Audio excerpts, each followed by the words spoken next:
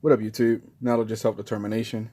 So I wanted to start this video off with a quick reading in the life of Carter Goodwin Jr., Carter Goodwin Woodson, better known as Carter G. Woodson. For those of you with short attention spans, try to bear with it, okay? It won't take long. There's a reason why I'm doing this, so just humor me for a minute, okay? Born December 19th, 1875, New Canton, Virginia. Died April 3rd, 1950, Washington, D.C. African-American historian and educator who pioneered the research and dissemination of African-American history. One of 9 children, Carter G. Woodson grew up on his family's farm in rural Virginia. His mother, a former slave who had secretly learned to read and write as a child, and 2 of his uncles who received training at Freedmen's Bureau schools, tutored him and cultivated his interest in learning. In 1892, Woodson moved to Huntington, West Virginia, where he worked in coal mines. At age 20, Woodson enrolled at Frederick Douglass High School, the only all-black school in the area. He completed the 4-year curriculum in 2 years, even though he was working to pay his tuition. Following his graduation, he obtained a teaching position in Winona, West Virginia. But in 1901, Woodson returned to his former high school to teach and later to serve as principal. Meanwhile, he intermittently attended Berea College in Kentucky, an integrated school established by abolitionists, from which he graduated in 1903. Woodson was then hired by the U.S. War Department to teach English to Spanish-speaking students in the Philippines. While abroad, he studied Spanish and other Romance languages through University of Chicago correspondence courses. Returning to the United States following travel in Europe, he matriculated at University of Chicago in 1907 and received both bachelor's and master's degrees in European history in 1908. Woodson then entered the doctoral program in history at Harvard University, and the next year initiated a 10-year teaching career at Dunbar High School in Washington, D.C. He received a Ph.D. in 1912, making him only the second African American to earn a Harvard doctorate degree. In 1915, Woodson established the Association for the Study of Negro Life and History, ASNLH. Later, the Association for the Study of African American Life and History. The organization's aim was to encourage research and writing about the Black experience, to publish this writing and to raise funds to support researchers and writers.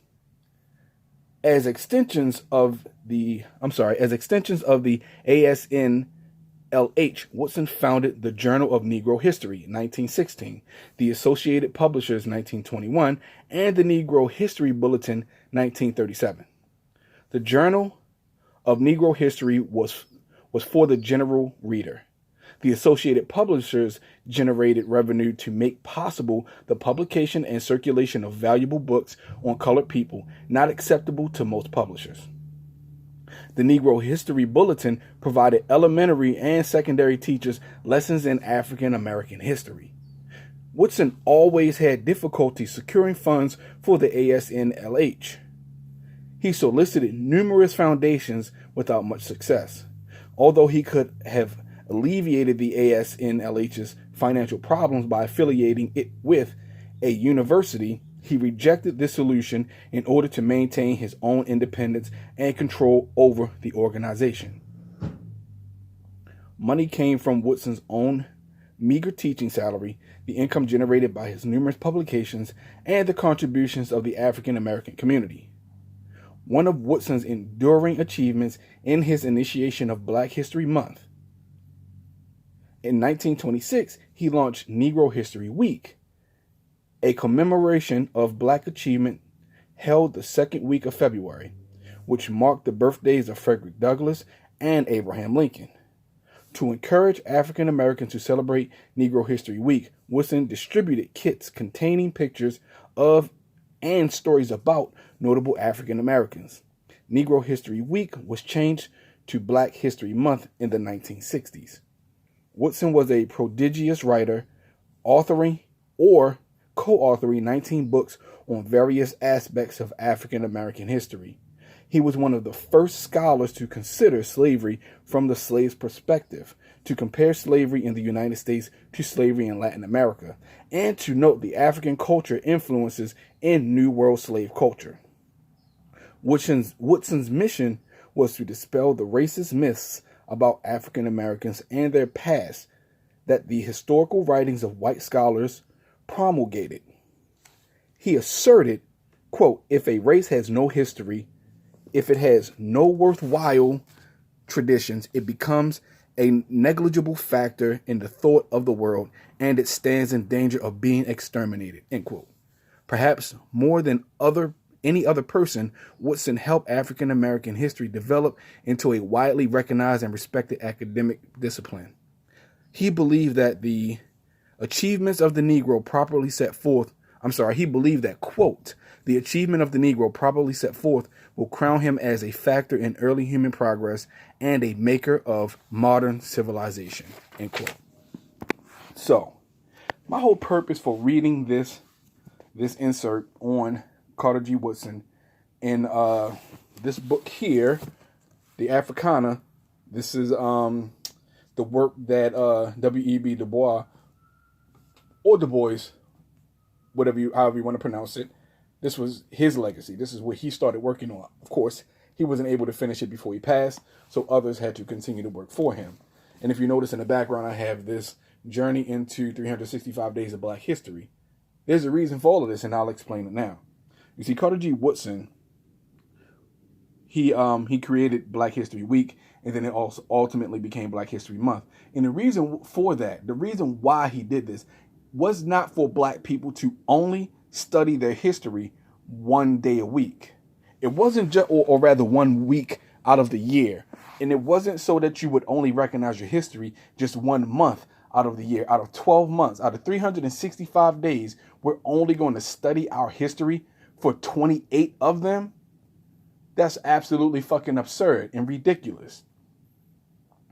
The reason why Carter G. Woodson started this venture for African American History Week and then Black History Month was, like I said, the culmination of the African American experience and history. It was basically a reflection on the rest of the year. What did you learn about black people, black life, African American history, the other 27 days out of the year, or 37 days out of the year? What did you learn those other 337 days out of the year? What did you learn about our people? You take that information, and basically that week and that month, we come together and we go over all of that information so that we can each learn from each other's experience and the knowledge that we all bring to the table. Now, all of this is in response to a comment left on one of my videos. Brother came to the video. I'm assuming he's a brother because I went to his channel and it looks like he has pretty much nothing but black stuff on it. So I'm assuming that he's a brother.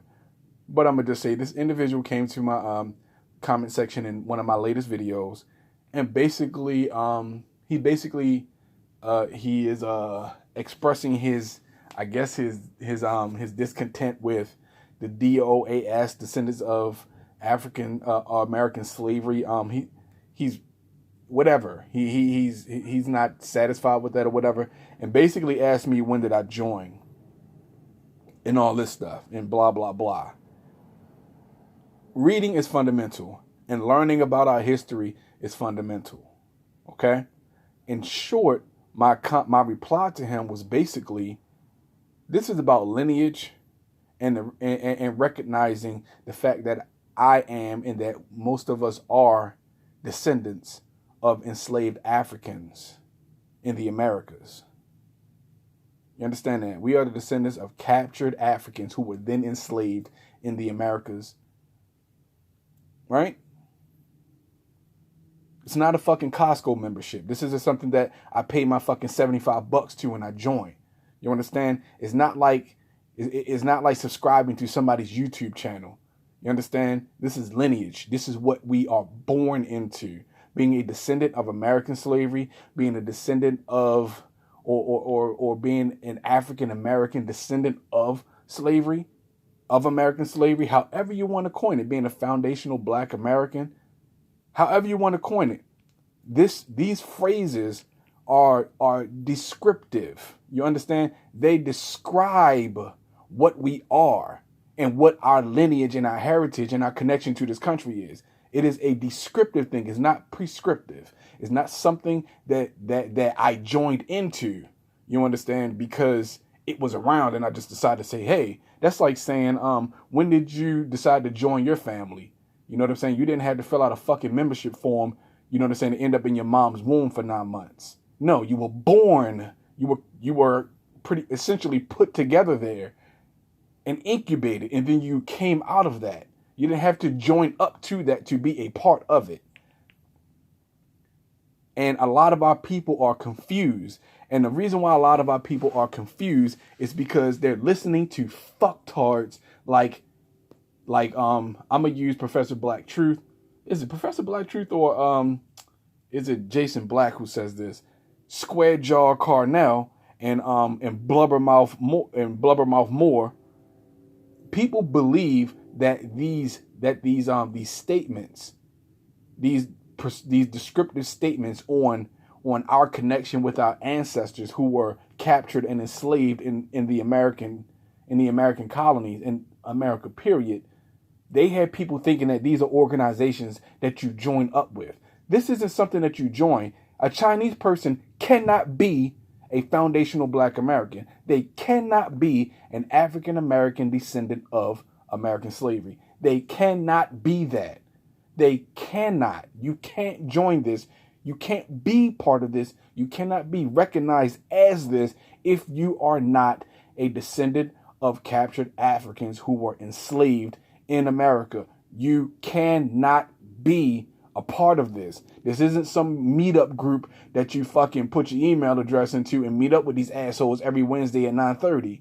This is not that. This is our lineage. And this is the disservice that these fucking hashtag ADOS, Square Jaw Cornell, and Blubbermouth Moore, this is the misinformation campaign that they are running. This is not an organization that has a fucking leadership. We are this. Understand that. We are this. That's like saying that there's somebody who's the leader of your particular genetic code. How the fuck can you?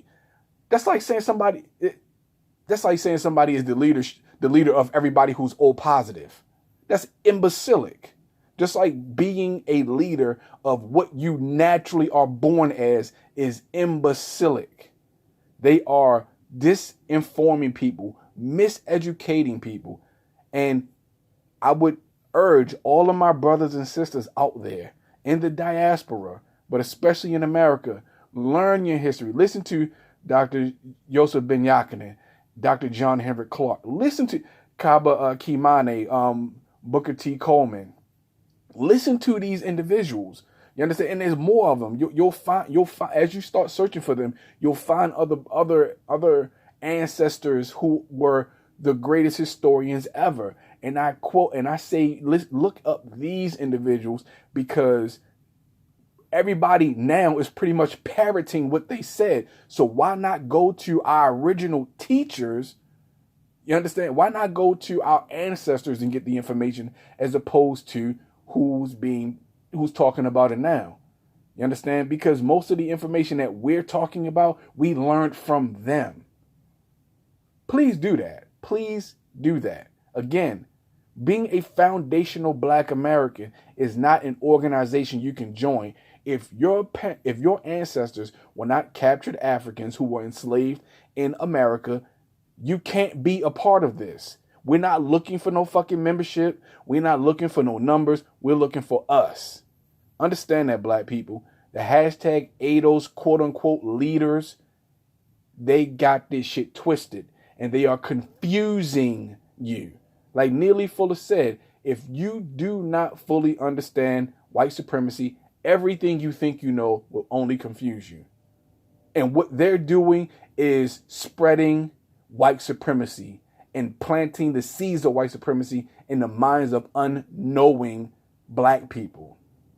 They are confusing you with their rhetoric and their fucking nonsense, as opposed to actually teaching you something that you can actually learn and benefit from. Our political stance on us getting reparations for the mistreatment of our ancestors and what we currently go through in contemporary times is not some shit you can fill out a membership form for and pay a monthly fee to. The membership we paid was our ancestors being enslaved. The fee that we pay is with our blood, sweat, and tears. Remember that shit.